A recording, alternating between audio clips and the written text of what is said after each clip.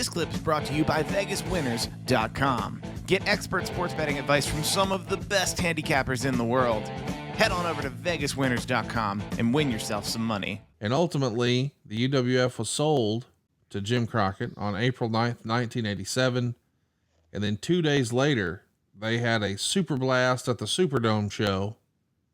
One more time, it's a Superdome show, and it drew 3,000 people. You've talked a little bit before about this sale from the UWF and Bill Watts selling his territory to Jim Crockett.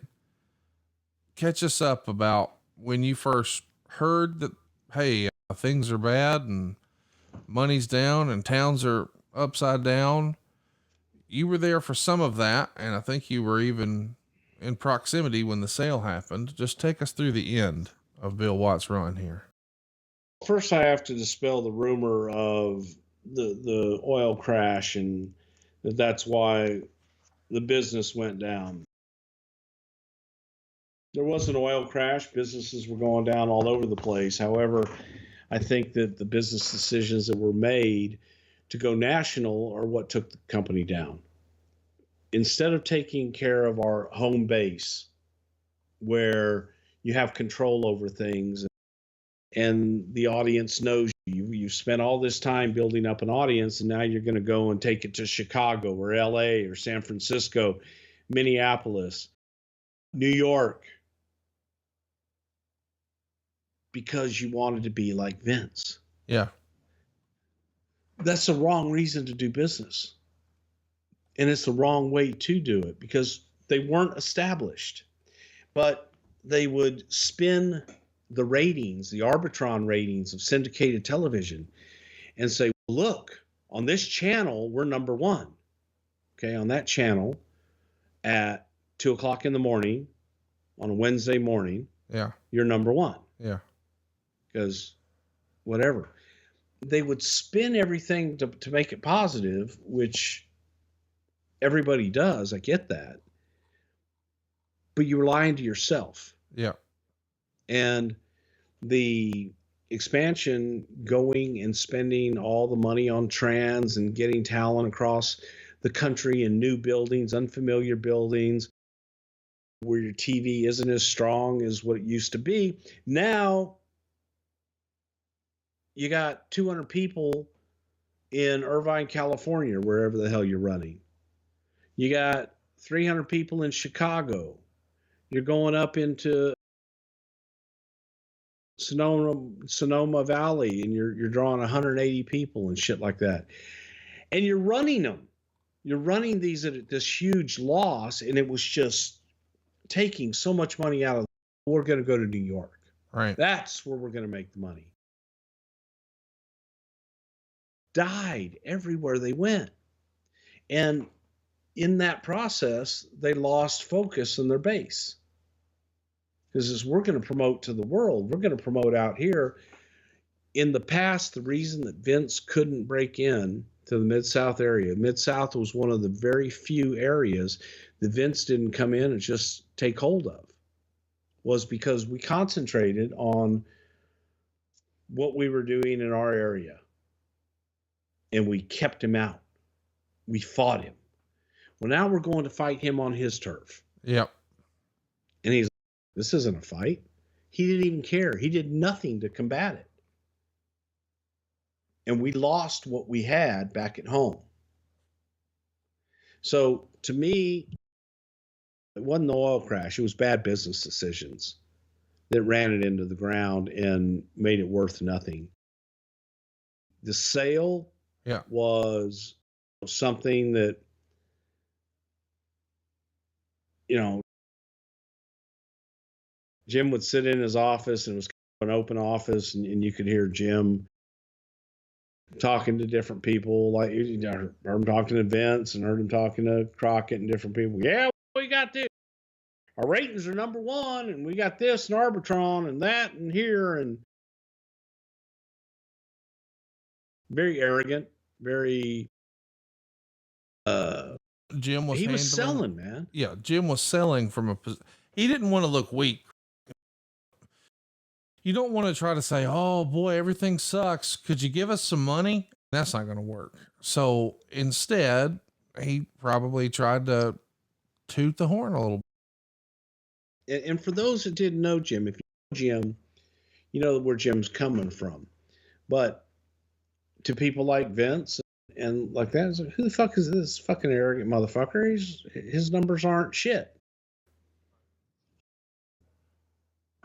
To Crockett, I think that Jim took a different spin in the syndicated TV and what that had to make that deal work. Again, kudos to him for being able to do it. I don't know, depending upon who you believe, I don't know if Watts ever got all of his money or if Crockett ever got everything he was supposed to get. Who the hell knows? Only those two guys know. It was a bad deal. Huh? It was a bad deal. Yeah, it was. And it was, you could have then focused on the territory. You know what I mean? Right. You could have had your Mid-South territory. You could have had your Mid-Atlantic territory in Atlanta and run those as separate territories. Instead, everybody's ego, as it always does, always happens, they bring it all in because they want one boss and one thing to be in control. And we had been joking about that because every fucking 2 weeks there were gimmick matches. Gotta have sizzle. Gotta have sizzle. Need sizzle. Wait, now you're saying that in JR's voice. Is that? Yeah, because that was JR at that time saying we need gimmicks on these matches. Okay. Yeah. You don't have to get hot about it. It became slack night, as Paul Bosch used to say. Because back in the 50s and 60s, women only wore dresses. And they would have promotions. Tonight is slack night. If women wear slacks, then they get in free or they get in for $1. Shit like that. Promotions, gimmicks. So every time that Paul would see, oh my God, another cage match, or oh my God, another coal miner's glove match, oh my God, a painted yellow match, is why don't we just put slack night out every night? So, shizzle. Slack night. So 86, it feels like it's a Hail Mary effort. Bill's going to rename the company. As we know, it's only been Mid-South for a handful of years, but now it's going to be renamed Universal Wrestling Federation, and it's going to continue to compete against Jim Crockett and Vince McMahon. What did you think of the switch here?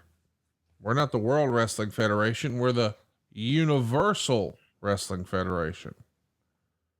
Universe is bigger than the world. I saw a proton pack in wrestling this week. Maybe aliens are next. I don't know. Chat me up. What'd you think of the UWF concept? I thought it was silly. Yeah. Because it was presented in that way that the universe is bigger than the world. So we're the universal. We'll be bigger than them. We'll be better than them because we're universal. And it just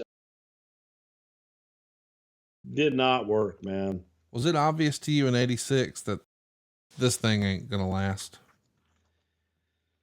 It was getting there. Yes, it really was. But at the same time,